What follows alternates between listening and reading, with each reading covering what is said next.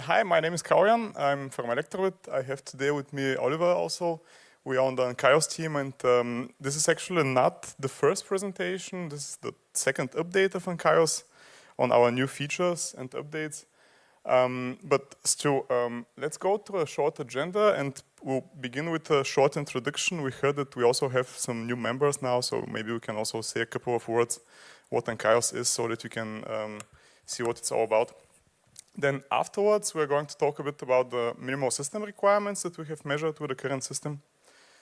After that, we'll see some control interface usage examples from Oliver. Then the protocol updates that we have recently introduced, and then afterwards the inter-workload dependencies and the new Ank-apply command and the Ank manifest. So let's just start now. So what's Ankaios actually? Well, it's an embedded workload orchestrator. And it's especially targeted at the automotive use case. So we can also use it somewhere else, but we are targeting it at the automotive use case. And for automotive, this means, well, low profile usage, okay? Because it's really important. We are supposed to run inside the vehicle, so it's really important that we maintain a low profile as low as possible.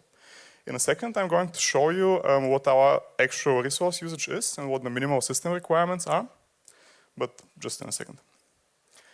So Ankaios is also a central place where you can manage all your applications regardless of the runtime. And we already have built-in support for OCI containers and for Kubernetes pods. But the idea here is that we are building Ankaios in such a way that it's actually easy to extend it for new runtimes. So the architecture is done in such a way that you can write your own connector for a specific runtime, and you can run your favorite runtime then in your vehicle.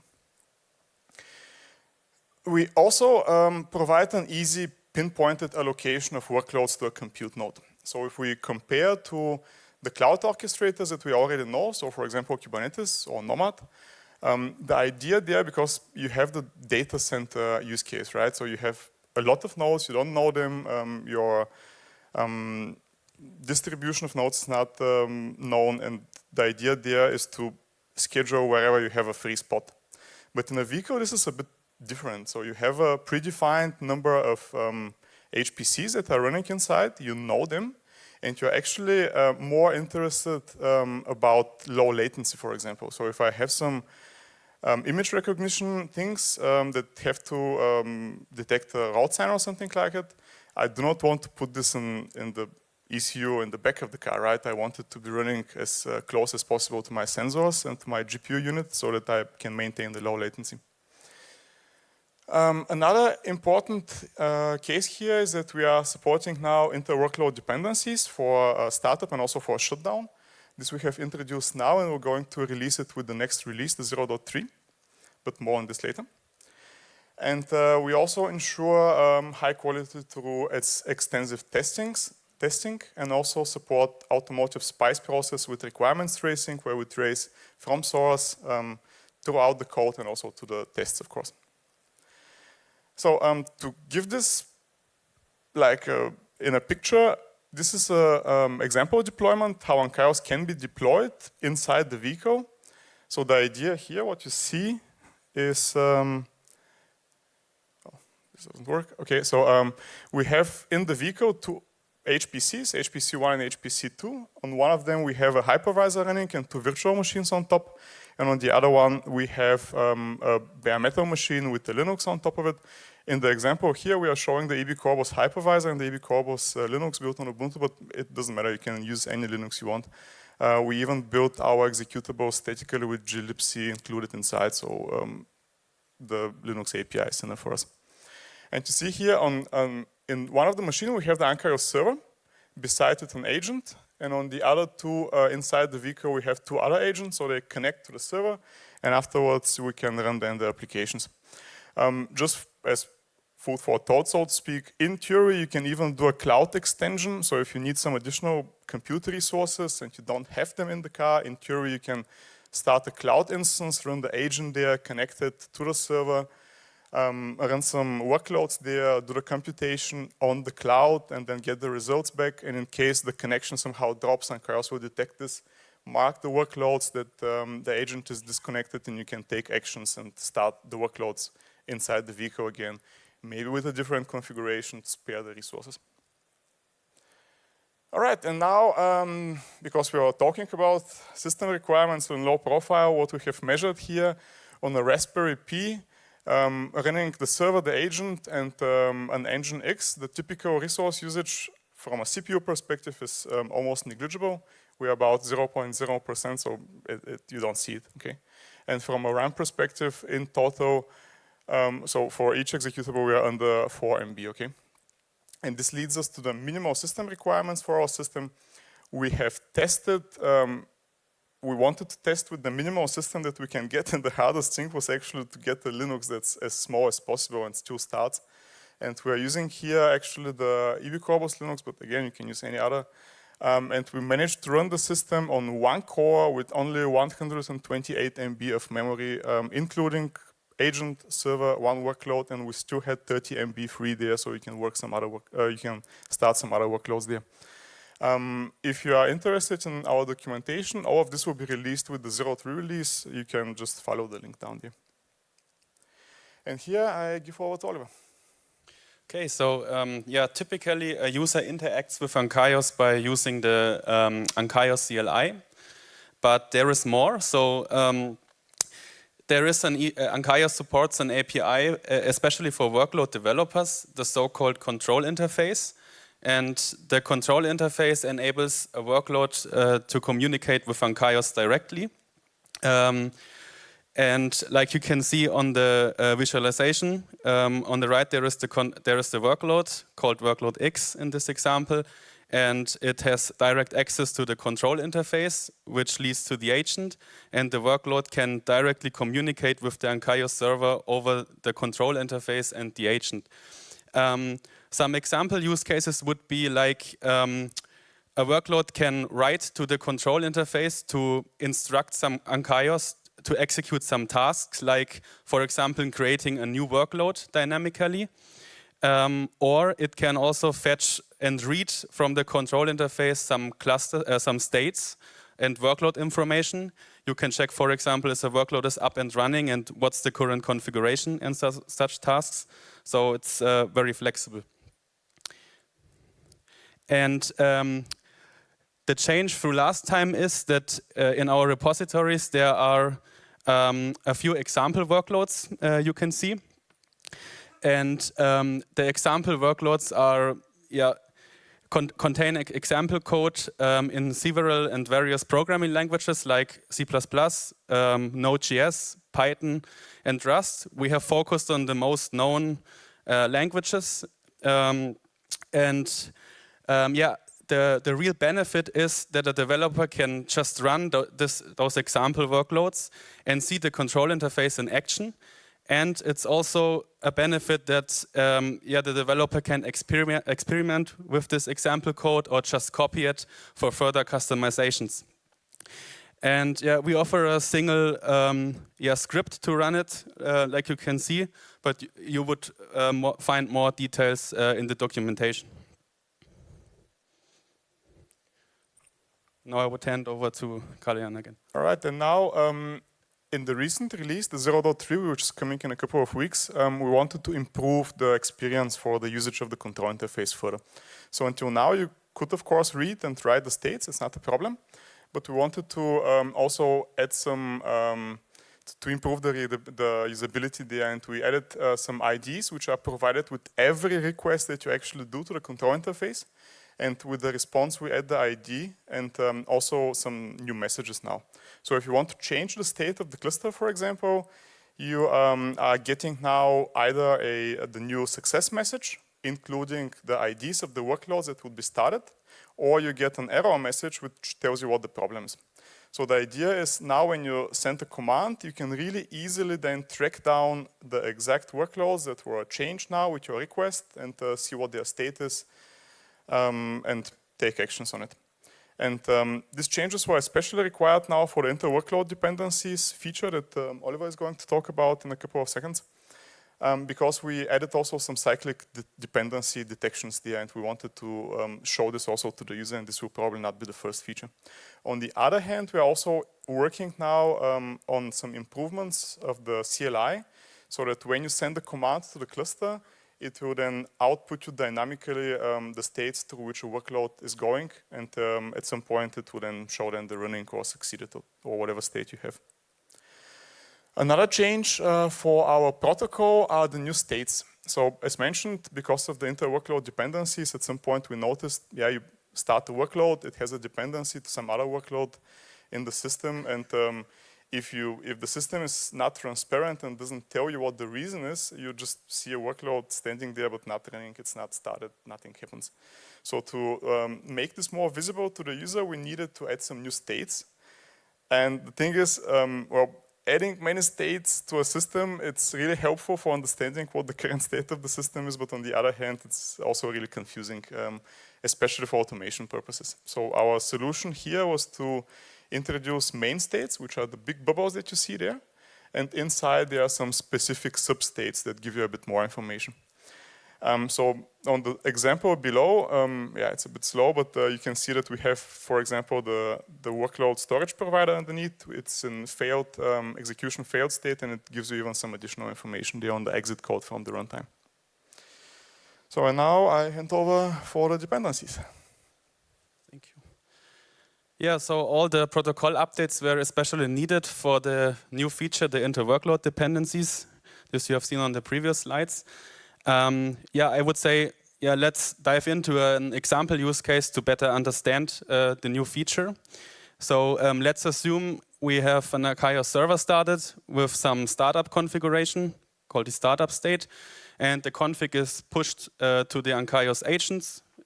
There are multiple agents, agent A and, for example, agent N on the left. And there are two workloads.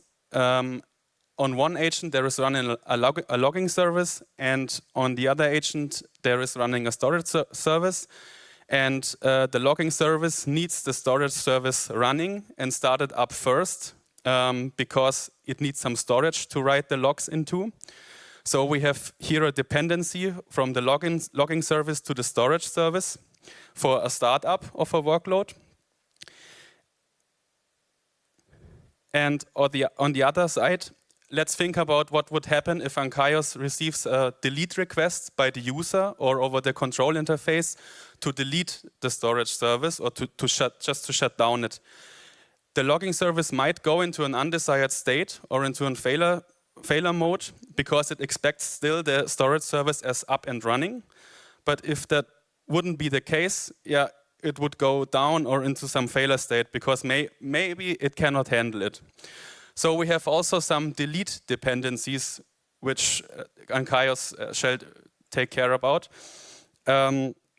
So basically this feature is about having well-defined dependency states for startup conditions for workloads, and Ankaios shall also take care about the correct order for starting workloads, but also we have dependencies for deleting a workload that shall also be taken care by Ankaios.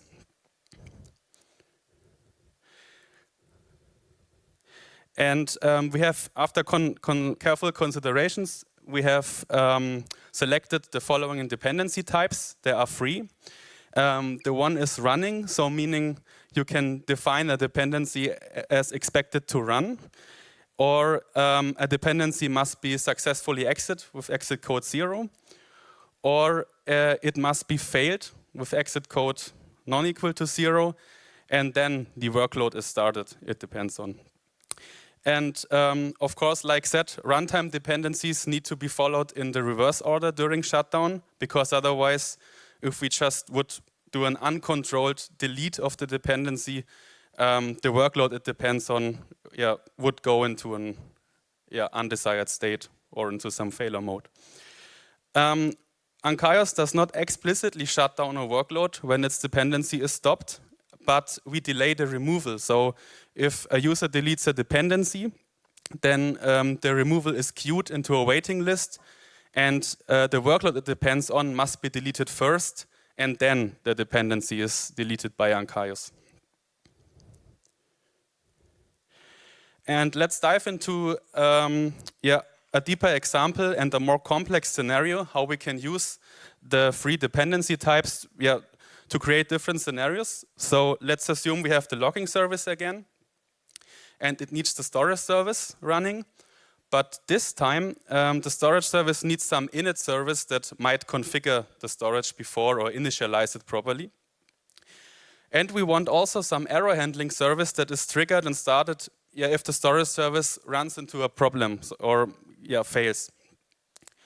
And there might be also a restart service, which might be an application that runs after the error handling service and uses the control interface, for example, to restart some applications or to deploy new versions of it. What else? Could be anything. And so we can use the free dependency types to configure the dependencies for each workload.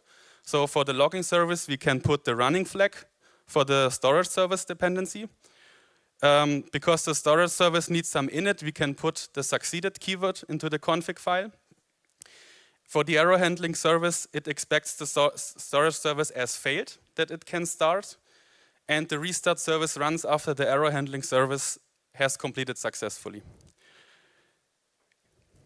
So that's all about the inter-workload dependencies feature. But there is also another enhancement which we have done since the last time.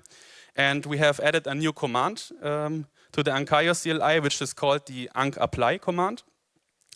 And it is basically used to create an update or delete workloads defined in some YAML or JSON configuration file. And this is the so-called Ankaios manifest. This you can also see on the right. There is an example manifest containing a workload with some basic and simple configuration.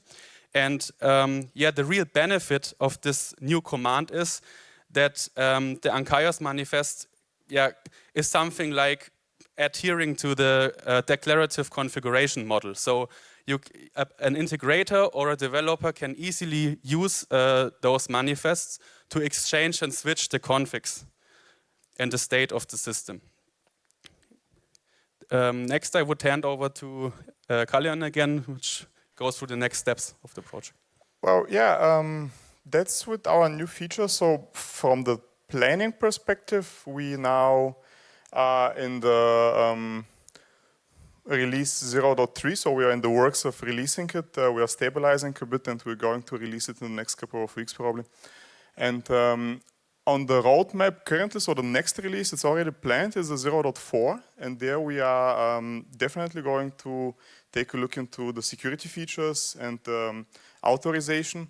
So we saw about the control interface. It's a pretty nice way how workloads can then go back to the cluster and change the state of the cluster, but this of course has to be authorized.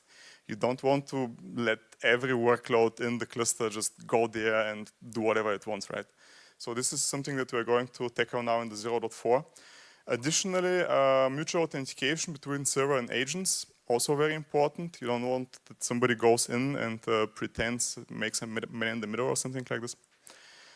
And we are currently planning the 0.5 release. So on that point, we have already some tickets created, for example, for additional runtimes, but we also have some other topics that we want to take a look into. So on that point, maybe a shout out to the community now. If you are interested into some particular topic, if you want to follow up with Ankaios on something that you need for your work, for your project, for your blueprint or something like this, we are open. We are always happy about some comments or issues, discussions, suggestions. So you can follow the QR code, the link here, and go to our repository on GitHub. Take a look there. If you have some ideas, let us know. We are really happy to hear them. Thanks. Thank you. Yeah, and we saw that the insurance blueprint is already using Ankaios, so that's great. Yeah, so any question from the audience? Yeah. Hello. I have basically two questions. So first of all, the dependency management, is this only for workloads connected to a single agent, or is this global? No, this is global throughout the cluster. So that's the idea. We don't care about the runtime. We don't care about the agent. The idea is that you define an application which spans over multiple agents, maybe over multiple runtimes on a single agent too. And you have the dependencies inside. You have to take care of the proper startup and also the proper shutdown, right? And the delete dependencies, they are implicit. You just define what should be running, what should be succeeded, and afterwards Ankaios takes care to put everything down in the ordered way then on the complete cluster. Okay, thanks. And the second question, are the way I understand it, you're focusing on containers, so OCI workloads, and also support native applications. So is there a reason why you just don't say you support both? So is there more priority on the containers? The idea, so we started with the containers because this is what we heard that was needed in the community, let's say it like this. I mean, orchestrating native workloads, well, write a bash script, right? So from that point of view. Of course, it's a bit different if you now have the dependencies and so on, but the interesting thing is more like the OCI containers. The idea of Ankaios, we don't bind ourselves to a certain runtime. You can write a runtime connector and just plug it into the agent, and then on the same agent you can run multiple runtimes parallel to each other. So you can have a native application which is maybe preparing some tasks for you, setting up namespaces, for example, for the OCI containers, because you want to start really quickly, and you want just one namespace for everyone. And then you can run the other applications on top with the other runtimes. When I'm talking about now for planning for the 0.5, for example, we have some tickets now for new runtimes. So the native workloads, we have not implemented them yet, but they are definitely on our plan now as a milestone.